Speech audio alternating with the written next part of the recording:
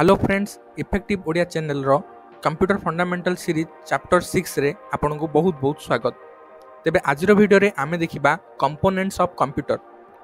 तेबे computer components बहुत ही गुरुत्वपूर्ण भूमिका बहन करथाय। जदि आमे कंपोनेंट्स गुडी को मन रखिबा नाही तेबे आमे कंप्यूटर को ठीक ढंग रे बुझि परिबा नाही। तेबे कंप्यूटर कोन कोन सब कंपोनेंट्स रहिछि ताहा जानिबा आम पई नित्यांत आवश्यक अटे, जहा द्वारा आमे कंप्यूटर को भलो भाबे बुझि परिबा। वीडियो स्टार्ट करने आगु मुझे रिक्वेस्ट करी जे जदि आप आम चैनल टी सब्सक्राइब करना तेज दयाक सब्सक्राइब कर दिंतु, जहाद्वारा आमको मोटिवेट मिल एभलिया वीडियो आपण पाखे पहुँचाई पारे। तेज चलतु आउ डेरी न करी वीडियो टी स्टार्ट करवा एवं देखा कंप्यूटर रो कौन कौन सब कंपोनेंट्स रही।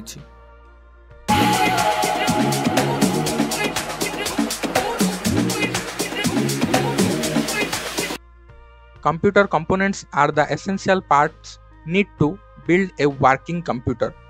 तेबे कंप्यूटर रो काम करिया पे हेले कंप्यूटर रो कंपोनेंट निहाती भाबे आवश्यक। There are 5 main computers component that are given below. तो मेनली कंप्यूटर रो 5टी कंपोनेंट्स रहिछि, जेमिति रहिला input device, CPU, output device, primary memory एवं सेकेंडरी मेमोरी। तेबे चलंतु गोटे गोटे करी डिस्कशन करबा। तेबे हमें प्रथमे देखिबा input device cone. A computer system input device are important because they allow user to enter commands and data। तेबे कंप्यूटर सिस्टम रे इनपुट डिवाइस होछि गोटे इंपोर्टेंट, जहा द्वारा कि यूजर कोन करि परिबो तार कमांड बा डाटा देई परिबो। जदि हमें इनपुट डिवाइस रो एग्जांपल देखिबा तेबे कीबोर्ड, माउस, स्कैनर, माइक्रोफोन ए सब हला हमरो इनपुट डिवाइस, जहा द्वारा हमें कंप्यूटर भीतर को किछि डाटा बा कमांड देई परिबा। ते मु आशा करछि आपण इनपुट डिवाइस बुझि सारथिबे। तो वर्तमान आम देखा सीपीयू कौन। सीपीयू हूँ central processing unit. It is also known as brain of computer.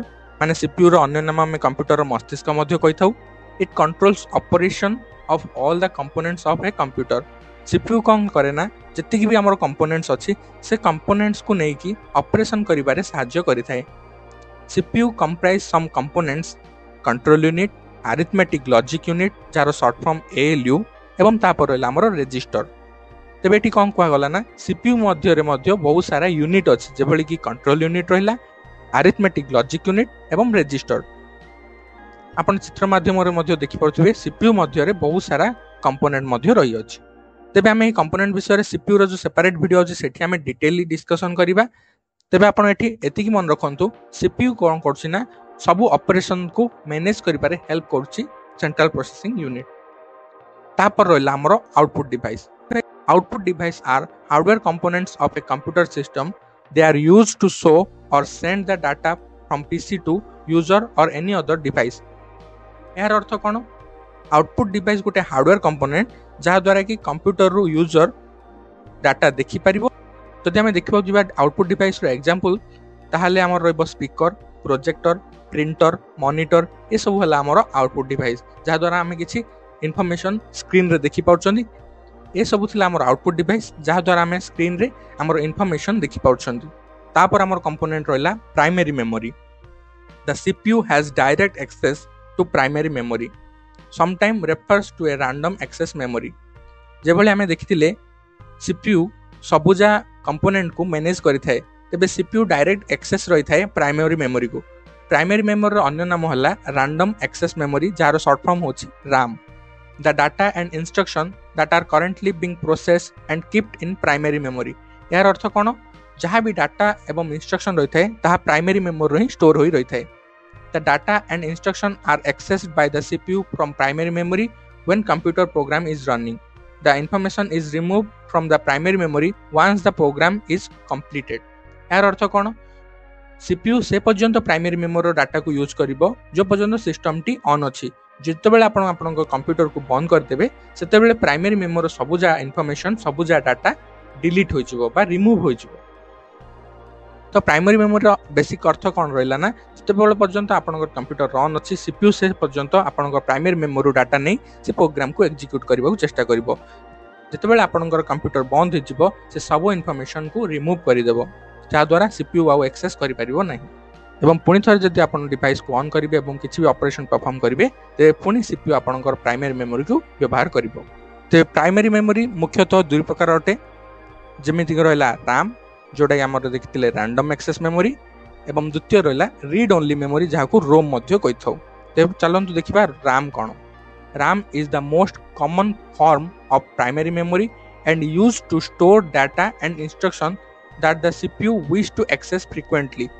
जोटा आम देखिले कि CPU directly primary memory access करिवो तो RAM होची से जिंस जहाँ को कि CPU एक्सेस करि थाए। RAM is volatile which means that its contents are lost when the computer is turned off। जमिति आम देखिले RAM गोटे volatile मेमोरी जार अर्थ कि आम जदि कंप्यूटर को टर्न अफ कर देबा तार सब जा कंटेंट लॉस्ट हो जिवो बा रिमूव हो जिवो। यह एमिति एक स्टोरेज डिवाइस जहाँ कि टेम्पररी डाटा एवं इंस्ट्रक्शन को स्टोर करी रखि थाए। वर्तमान आम देखिबा रोम। रोम रो पूरा नाम होची read only memory. ROM is a form of memory that is used to store data and instruction that does not change. ROM रे एभरिका डाटा रखा जाय थाए जहाँ कि बारंबार चेंज हुए नहीं।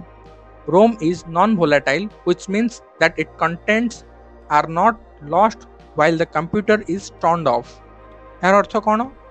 ROM रे जो भी डाटा रहिला जदि कंप्यूटर टर्न ऑफ होउची बा बंद होउची कंप्यूटर तेबे तार डाटा किछि भी डिलीट बा रिमूव हेबो नहीं। तेबे एथिला हमर RAM एवं ROM विषय रे। वर्तमान आमे देखिबा सेकेंडरी मेमोरी कौन अटे। सेकेंडरी मेमोरी होछ हमर last component. Secondary memory are also known as auxiliary storage. It is a type of computer memory that is used to store data and program that are not currently being utilized by the CPU। यार अर्थ कौन?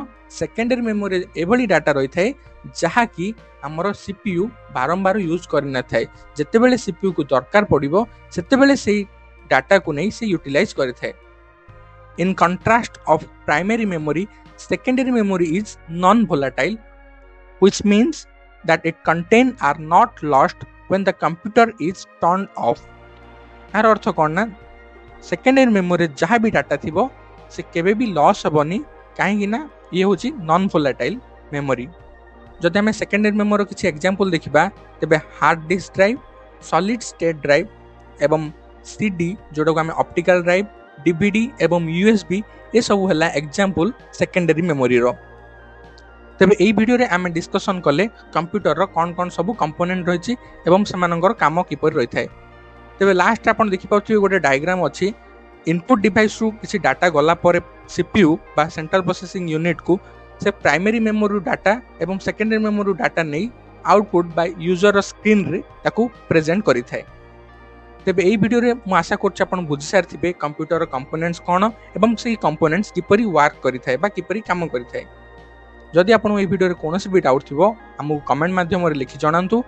जदि आपन ए वीडियोटी भल लागि थाए तेबे ए वीडियोटी को like एवं शेयर करबा सहित हम चैनल को सब्सक्राइब करबा को जमारू भी भूलिबे नाही। ए वीडियोटी आपन देखिथिबारु आपन को बहुत बहुत धन्यवाद।